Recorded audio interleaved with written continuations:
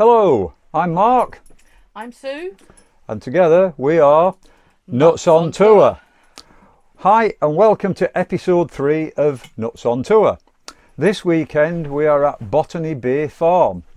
Don't worry, we haven't gone all the way to Oz just for the weekend. This Botany Bay is actually in Norfolk. This is another caravan and motorhome CL.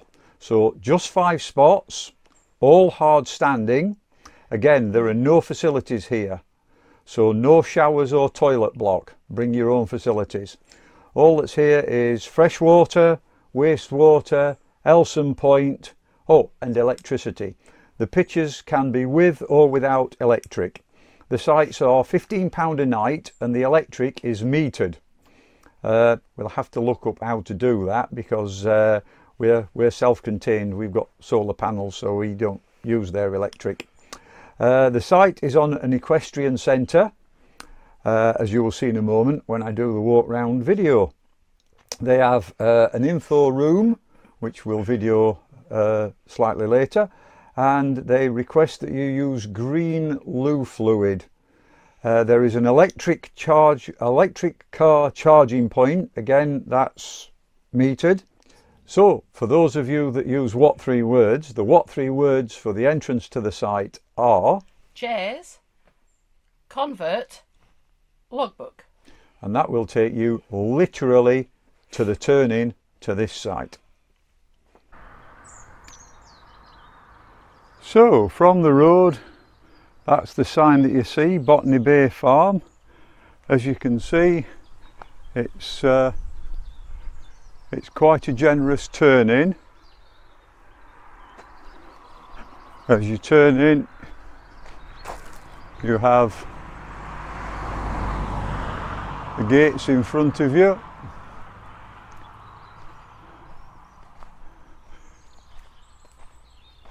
The tree's not that low. They got the horse box in and we got Genesis in, no problem. It's a steady sweep round.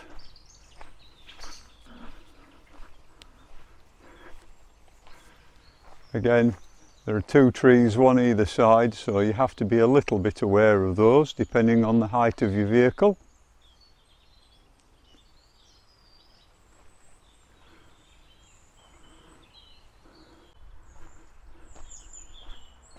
As you come along, you'll have to swing quite wide to line up to take it through the squeeze here. I've had my tape measure out and measured this at 10 foot.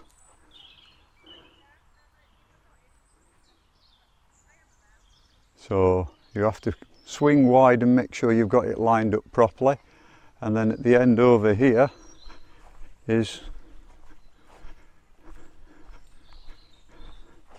the Elson disposal point. There you go. Elson disposal point and a cleaning out shower head with water on it. As it says, green fluid only, please.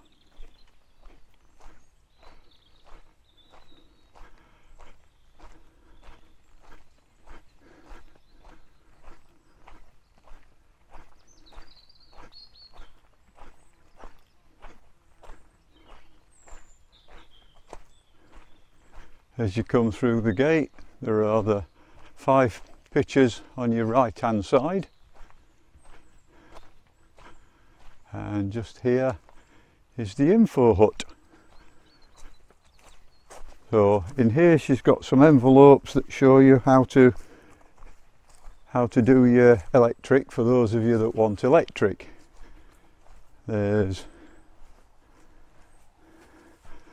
a coal box with some eggs, jigsaw, the electric hookup instructions, and a little bookcase with some swaps, books, etc. for those that read paperback books rather than digital books. And as it says, eggs for sale. On the back there's a couple of maps that show you some local walks, the marshes. There's wild horses just the other side. We're going to go for a walk later on, and have a look there.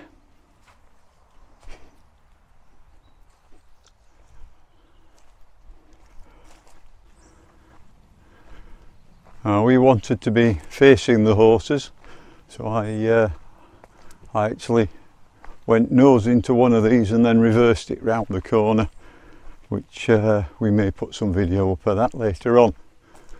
But we wanted to be right down at this bottom end, keep the two dogs out the way, save them getting annoyed by everybody else coming and going. We like being at this end. And then there's Genesis parked up, and here we are. Yes, the two hounds. Hello.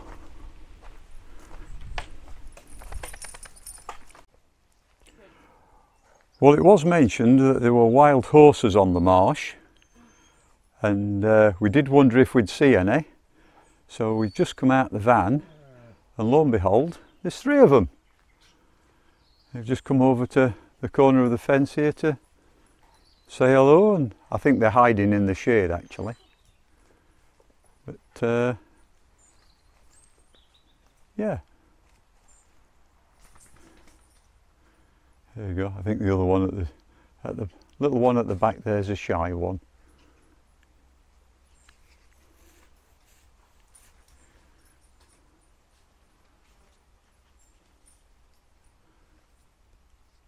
Yeah, just wild on the marsh. Worth coming just to see them.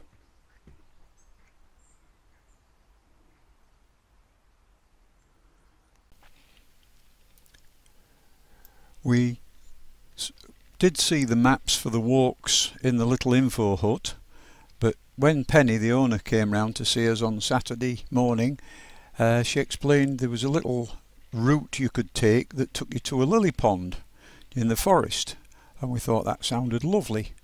So we harnessed up the dogs and went for a little walk. There's the track is, you can get to the track from the campsite. If not, you can go all the way out and round the road and back down. But there is a gate from the campsite to this track, and then you can get either to the heath. I believe there's something like 300 square acres of heathland on either side. I did put the drone up later on, so I'll put a couple of shots up of that and a bit of footage of the aerial shots of the marshland. But it's about a 15-20 minute walk in each direction to get to the lily pond, so not that far, and it's through the forest. It's quite a nice, pleasant walk. One thing, we did it on Saturday. As you can see on the sign coming up on the left, they shoot on a Sunday. Well, they were shooting the Sunday that we were there, so if we hadn't have seen the sign, I think we'd have been a bit more worried than we were. We'd seen the sign, it said beware the shooting club. They put red flags up. Obviously they're well away from the walking paths when they do, but when the red flags are flying, shooting is in progress. So didn't quite sound like the battlefield of the Somme, but just shooting 12 bows, and you could hear them Sunday morning. This is now into the woods. As I said, Penny gave us the instructions. Go through the little gate straight on, and then you come to the crossroads, or cross tracks if you like. You go across the track, carry on down the track, you come to a main sort of junction. You go straight across that. I think that the other one's a logging track or something for the farm vehicles and that to come in. Dogs are always interested by squirrels and any other creatures that have been across. We saw signs of deer. We'd seen plenty of rabbits on the campsite, so we knew there were rabbits about. We had seen signs of deer, and then you go through these rhododendron bushes, and just round the corner you get to see the lily pond and the little shack, little hut, little summer house that's on there, which is very nice. There you go. So we had a little break there. Gave the dogs a drink and we had a drink. Spent about half an hour there. If you'd have taken a picnic, you'd have spent all afternoon there. It was lovely.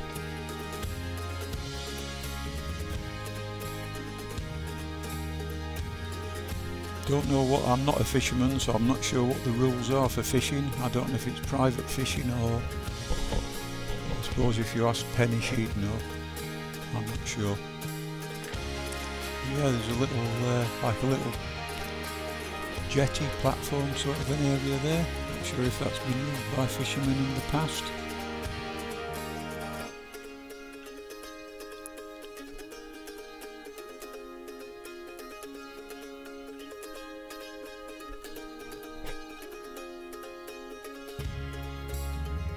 There was actually a litter bin there as well, so you can leave your rubbish. We brought all ours home with us. I'm a great believer in leave no trace other than footprints.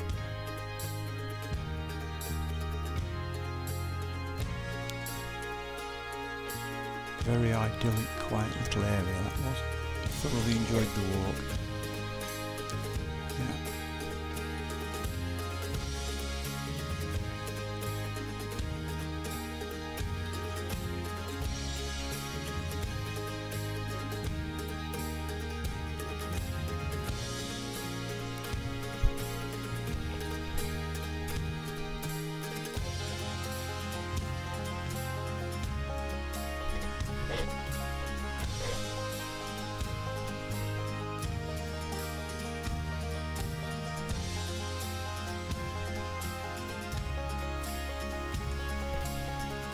So when we got back to the van, put the drone up and took some video from about 120 metres up.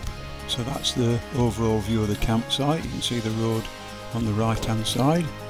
We're at the bottom left hand corner. There's Genesis.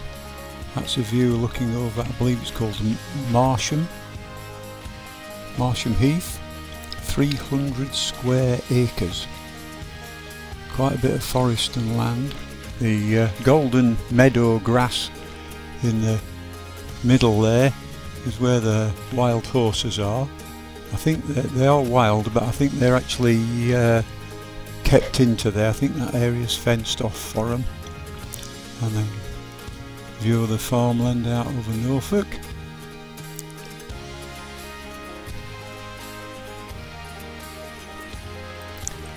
And more of the scenery over the marshes and the forest. Some really nice little walks, quite a bit of wildlife. We had a thoroughly enjoyable afternoon there. Very nice, very pleasant.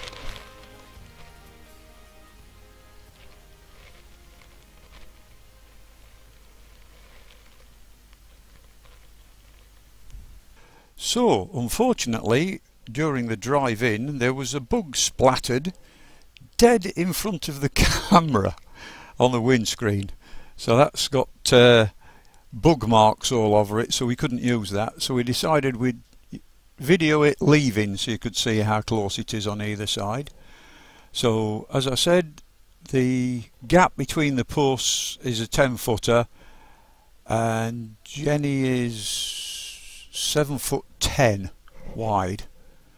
So it's not quite as close as it looks. Just over a foot either side, 350 mils, something like that. So not too bad at all. And then turn the corner out. At this stage, Sue's shouting at me on the walkie-talkies, going, "Are you waiting for me?" No.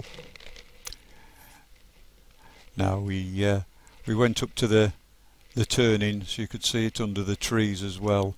The height on this, the height on Jenny is 3.05 metres.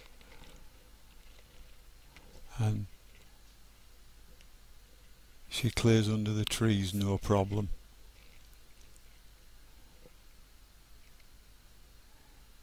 If you turn right, that's actually a shorter route back to the main road than if you come in from the left hand side. So there are passing places along there. And through the gate, yeah. There are passing places along the road, but it's less of a distance to travel if you turn right than if you turn left.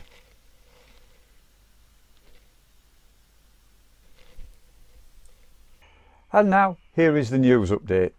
Sue now has our Faceache page up and running. So if you want extra content or to contact us, that's the easiest way to do it.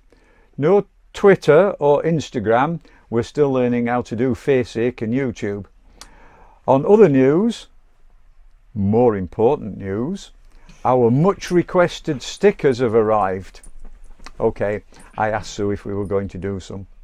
Supplied by Yowza Signs and Graphics, a nod to the roaming Radfords, and a big thanks to Jodie for her help in getting the artwork just as we wanted it. The stickers are now available from Nuts on Tour.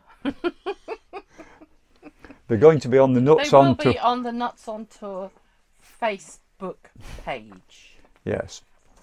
There will be a fee which will cover postage and packaging and Sending them out to you. Yeah. For those of you that are interested, we've done a phone cell reception here. So O2 had 4 bars of 4G and Virgin only had 3 bars of Wi-Fi. Sorry, 3 bars of 3G, which was for the Wi-Fi. The download speed for O2 was 4.43, the upload 0.51, so not brilliant. But the Virgin was 2.53, so less, and upload was only 0.24. So O2 wins today. Oh, rabbit. Not so sure. If you like the video, please hit the thumbs up. Subscribe. It's free. My favourite price. And it helps us grow the channel. And ring that bell so you will get notified when we post new episodes. So, thanks for watching from Sue. And from Mark. Bye-bye. Bye. Metered. And for those of you that use what 3 words, the what 3 words is... I don't know. Why don't we just... Now here is the news update. Oh, go on then. Sorry. Outtakes. If you like the video... In on the act. The dog just jumped on my foot. Had to be in on the act. Oh, Christ.